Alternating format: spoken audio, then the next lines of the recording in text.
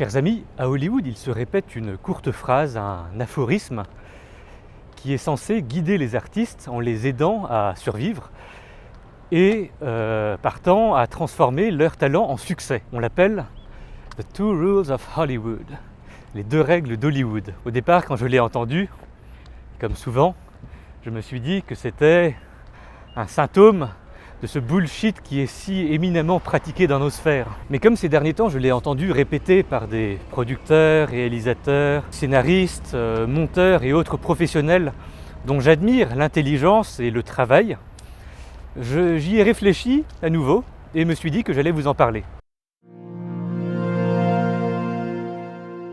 Voici les fameuses deux règles d'Hollywood.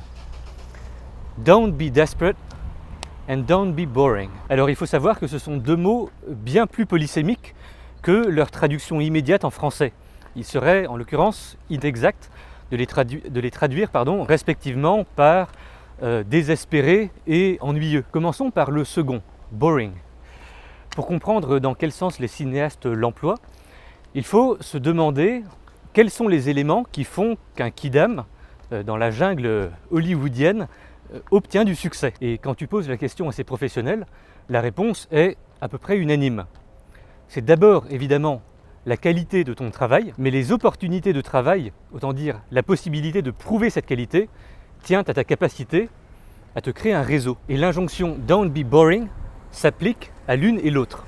Mais comment la traduire ? Une autre chose qu'il faut comprendre, et qu'on devine facilement, est que quand on fait face à une concurrence d'une intensité extrême, il faut d'abord, évidemment, être techniquement virtuose. Mais ça ne suffit pas. Des virtuoses, il y en a des milliers. Il faut montrer qu'on est différent, qu'on sort de la norme. En effet, quand on considère une multitude, les éléments qu'on repère sont ceux qui ne sont pas normaux. Quand j'ai posé la question « Qu'est-ce que ça veut dire « don't be boring » au producteur et réalisateur Scott Rice, il m'a fait une réponse que je trouve fabuleuse. Il m'a dit « Well, you know, it means embrace your own weirdness. » Embrasse ta propre bizarrerie. En d'autres termes, fais corps avec ta singularité. La tentation, quand on essaie de se démarquer dans une grande machine, est paradoxalement de se conformer à ce qu'on pense être la norme, alors qu'il faudrait faire l'inverse. Je prends un exemple personnel. En 2018, je suis entré au Conservatoire national supérieur d'art dramatique. On y entre sur concours. Il y a 1600 candidats pour 30 places. Je m'y suis préparé au cours Florent.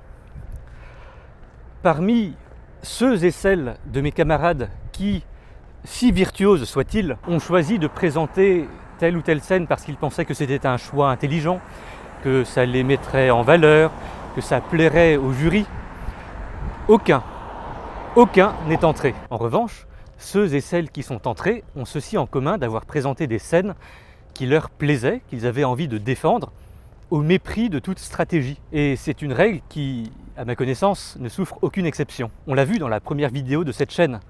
Le meilleur moyen de ne pas être original est de chercher à l'être. La véritable originalité apparaissant quand on est évident pour soi. C'est ça, embrace your own weirdness. C'est ça, don't be boring. Faire confiance à sa patte, à sa singularité. Ne pas tenter de passer pour quelqu'un d'autre. Parce que, oui, tout ce qu'on y provoquerait, c'est de l'ennui. Et ça, c'est d'abord vrai dans la création, mais comme on le disait tout à l'heure, c'est tout aussi vital dans les relations qu'on établit avec les autres. Le cinéma est une activité fondamentalement collective. Pour cette raison, les relations y sont souvent intéressées. Et ce n'est pas une mauvaise chose. Ce serait considérer avec un œil particulièrement naïf les interactions sociales de penser qu'un rapport authentique est dénué d'intérêt. Il y en a toujours. Mais il y a de ce fait un grand risque d'aborder des partenaires potentiels avec un discours, une façon de faire qui est le même discours, la même façon de faire que des milliers d'autres cinéastes en herbe qui ont peu ou prou le même talent, le même bagage académique et la même expérience. Encore une fois, embrace your own weirdness. La seule façon d'établir une relation saine et de la maintenir est de partager sa singularité. Refusons d'être de ces apparatchiks du monde de l'art qu'on croise tous les jours. Ce qui mène directement à la première des deux règles. Don't be desperate. Quand il y a peu d'opportunités et un grand nombre de candidats, beaucoup essayent d'établir une relation particulière avec les personnes qui détiennent le pouvoir de décision dans le but de leur demander des faveurs.